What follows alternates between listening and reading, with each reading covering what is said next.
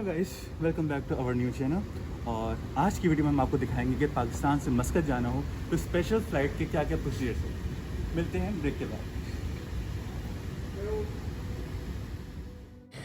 और ये Oman air का प्लेन लैंड हुआ है पैसेंजर्स को लेकर मस्कत से कराची के लिए। अब यही प्लेन कराची से मस्कत वापस जाएगा एग्जैक्टली 1 घंटे बाद।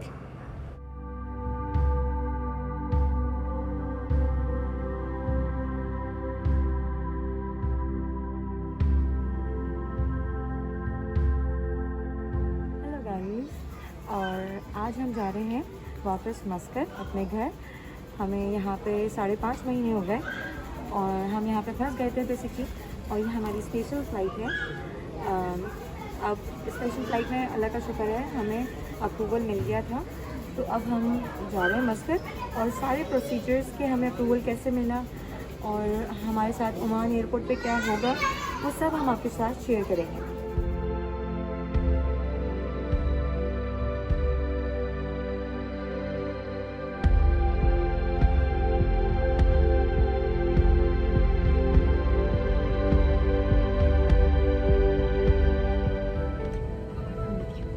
हम लोग अगर सीट अरेंजमेंट्स की बात करें, ये था A330, जहाँ पर 2 सीट्स लेफ्ट पर थी, 2 सीट राइट पर थी और सेंटर में 4 सीट्स थी। बहुत अच्छा अरेंजमेंट था, सीट्स का गैप दे देकर इन्होंने बिठाया था।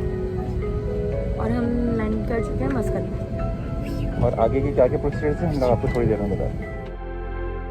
हम लोग मस्कत एयरपोर्ट पहुँच चुके हैं और यहाँ पर जैसे भी हम एंटर हुए हैं तो हमें इन्होंने 2 फॉर्म्स दिए हैं। एक तो इंफॉर्मेशन फॉर क्वारंटीन, एक ये फॉर्म इन्होंने हमें दिया है। इसकी मैं भी आपको पिक्स भी दिखा दूंगा। और इसके साथ साथ हमें एक और फॉर्म दिया है, इसका नाम है क्वारंटीन प्लेज मींस एग्रीमेंट। तो इसकी भी कॉपी मैं भी आपको दिखाता हूँ थोड़ी देर के बाद। ये ज़रा मैं फिल करके जमा करवा दूँ, उसके बाद मैं फिर से आपको ज्वाइन करता हूँ। और ये है मिनिस्ट्री ऑफ हेल्थ का फॉर्म जिसका मैं अभी आपसे जिक्र कर रहा था। और ये है quarantine pledge agreement home quarantine के लिए। एयरपोर्ट पूरा खाली है तो हादी जो है पूरे एयरपोर्ट में घूम रहा है, फिर रहा है, मज़े कर रहा है।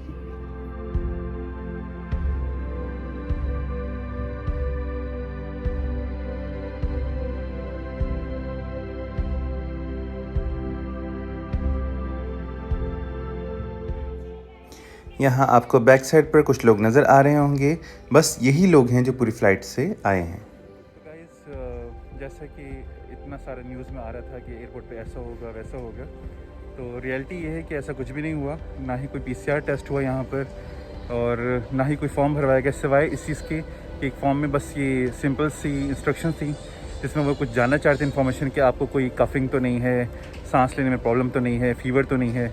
बस सिर्फ यही था, इसके अलावा कुछ भी नहीं है। और हम लोगों ने फॉर्म वो फिल किया और अब हम लोग घर की तरफ जा रहे हैं। और कोई क्वारंटीन ऐसा कुछ भी नहीं है। 14 डेज़ क्वारंटीन ज़रूर है, बट वो जो 14 डेज़ हैं वो आप अपने घर पर गुजारेंगे। और कोई रिस्ट बैंड नहीं है, ऐसा कुछ भी नहीं था। जस्ट उन्होंने हमें एक फॉर्म दे दिया और आप इतना समझ लें कि जस्ट हमारी अपनी गारंटी के ऊपर, जैसे कि हमने बस फॉर्म में लिख दिया कि हम घर से बाहर नहीं जाएंगे तो हम नहीं जाएंगे, अदरवाइज़ ऐसा कोई रिस्ट बैंड नहीं है। सर, मैं आप कुछ कहना चाहेंगी?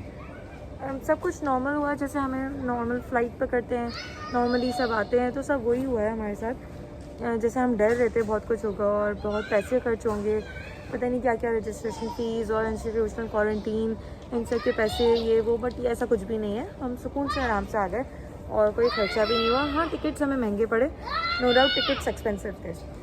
इसके अलावा ये भी था कि चूँकि यहाँ 7 बजे के बाद लॉकडाउन स्टार्ट हो जाएगा, जो कि एक तरह का कर्फ्यू ही है, तो हमें 7 बजे से पहले घर भी पहुँचना है। और एक और चीज़ ये जो कहा जा रहा था कि यहाँ से आपको आपके घर, अगर आप as a domestic quarantine home quarantine करते हैं तो इनकी अपनी गाड़ी जो है वो आपको ड्रॉप करके आएगी। तो ऐसा भी कुछ नहीं हुआ। तो गाइस, ये था आज का हमारा वीलॉग। और बताता चलूँ, जो मैं बताना भूल गया था कि आज 28 जुलाई है 28 जुलाई 2020, 28 जुलाई 2020। अभी हम आपको घर चल के सारी डिटेल बताएंगे कि हमने अप्रूवल कैसे हासिल किया और क्या प्रोसीजर था। तो फर्दर डिटेल हम घर जाके बताते हैं, तब तक के लिए अल्लाह हाफ़िज़। हम लोग घर की तरफ जा रहे हैं और कोई टैक्सी अवेलेबल नहीं थी, तो मुझे वो टैक्सी को बुलाना पड़ा और इत्तेफाक की बात है, पहले एक ने राइड कैंसिल की और दूसरे भाई ने एक्सेप्ट किया बिकॉज़ 7 बजे लॉकडाउन स्टार्ट हो जाएगा और इस वक्त 6:30 हो रहे हैं। तो चूँकि एयरपोर्ट से हमारे घर ज़्यादा दूर नहीं है, इसलिए हम लोग विदिन 5 मिनट्स हम पहुँच जाएंगे।